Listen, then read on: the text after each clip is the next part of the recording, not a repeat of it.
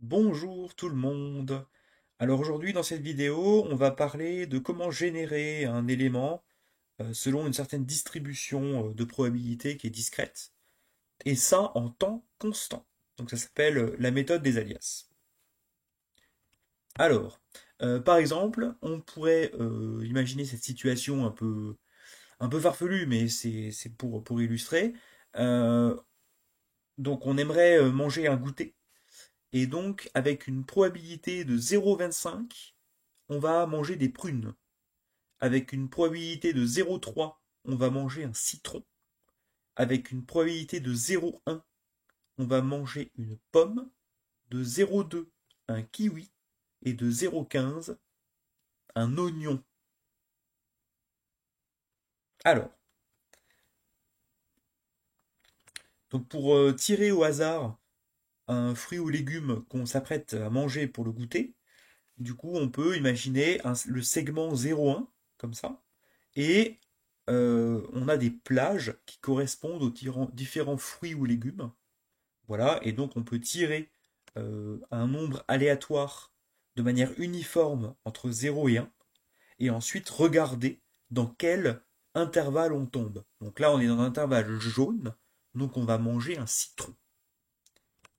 Dans l'intervalle vert, on va manger un kiwi. Dans l'intervalle jaune encore, un citron. L'intervalle rouge, une pomme. L'intervalle bleu, des prunes. L'intervalle vert, un kiwi, etc.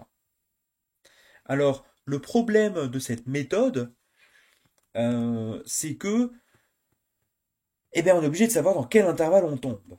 Et donc, on est obligé de comparer le nombre aléatoire qui a été généré, le nombre uniforme ici qui a été généré, avec 0, 0,25, 0,55, 0,65, 0,85, qui sont à chaque fois les sommes. Donc, par exemple, 0,55, c'est 0,3 plus 0,25.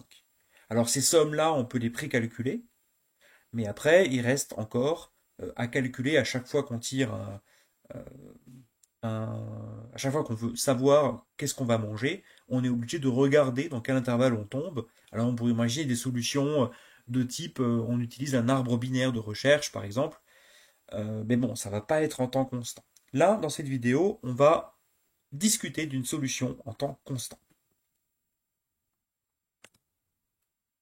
Alors, pour ça, alors en temps constant, ce qui marche bien, c'est par exemple si c'est un tirage uniforme.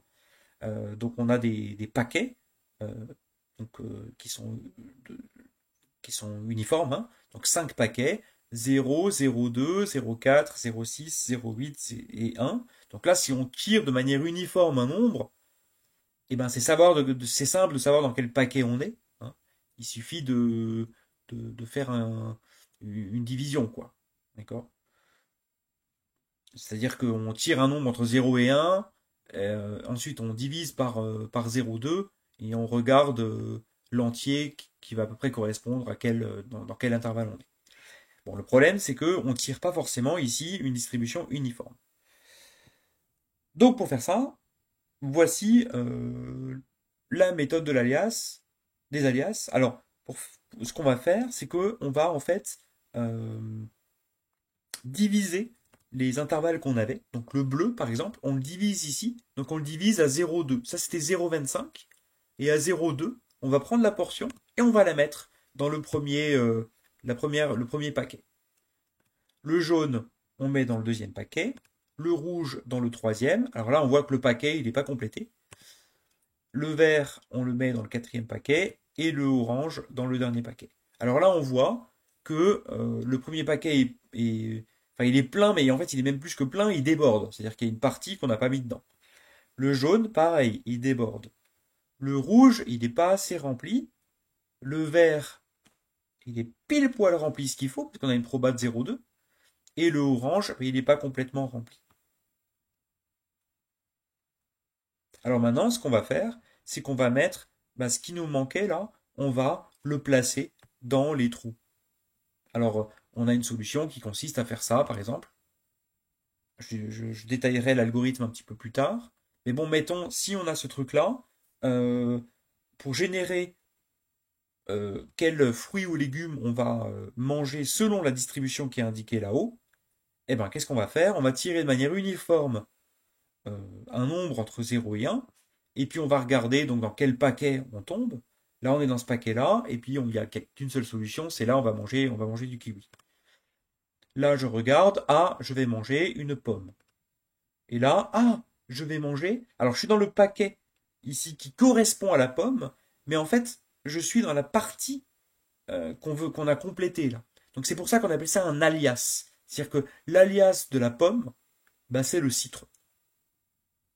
Et donc là, en fait, il se trouve on va manger un citron. Là, on va manger un oignon, etc.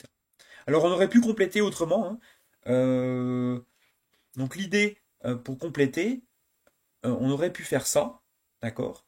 Donc, l'idée, c'est on sélectionne un paquet qui n'est pas complet. On sélectionne aussi une denrée où ça déborde, d'accord? Et là, on vient compléter. Donc là, par exemple, il manque tout ça. Alors, ce qui est en surplus, ben, ça suffit pas pour remplir. Donc, on vient aussi prendre un petit peu de ce qu'il y avait dans le paquet correspondant aux prunes. Ça y est, bam. Et après, on continue. Donc là, on va en sélectionner un. Et puis, en fait, on va remplir à chaque fois le jaune de part et d'autre, quoi. Voilà. Donc ça, c'est une autre manière d'avoir des alias. Donc là, par exemple, la prune, euh, là c'est prune, et puis là il y a un alias qui est le citron. Là il n'y a pas d'alias, c'est rempli. Là c'est pomme avec toujours avec l'alias qui est prune, kiwi, et puis là oignon avec l'alias qui est citron. Voilà. Et ben c'est tout pour aujourd'hui. Donc là il y a ce qui est intéressant, c'est qu'il y a aussi un phénomène de d'optimisation. C'est-à-dire que ici, on voit que bah, ça peut arriver un peu souvent qu'on ait des alias à, à utiliser. Donc en fait, on peut aussi optimiser et minimiser le nombre d'alias. Donc ce qu'on avait typiquement, ce qu'on avait ici, où là on avait moins d'alias. Il y avait des alias uniquement ici et ici, alors que là, eh ben, on a des alias là, là et là. Mais bon, là, c'est plus compliqué. Donc, en fait, on a soit des algorithmes gloutons, soit en fait, on peut montrer que le problème de décision sous-jacent est NP complet. Voilà. Ben, bonne journée ou bonne soirée. À bientôt. Ciao.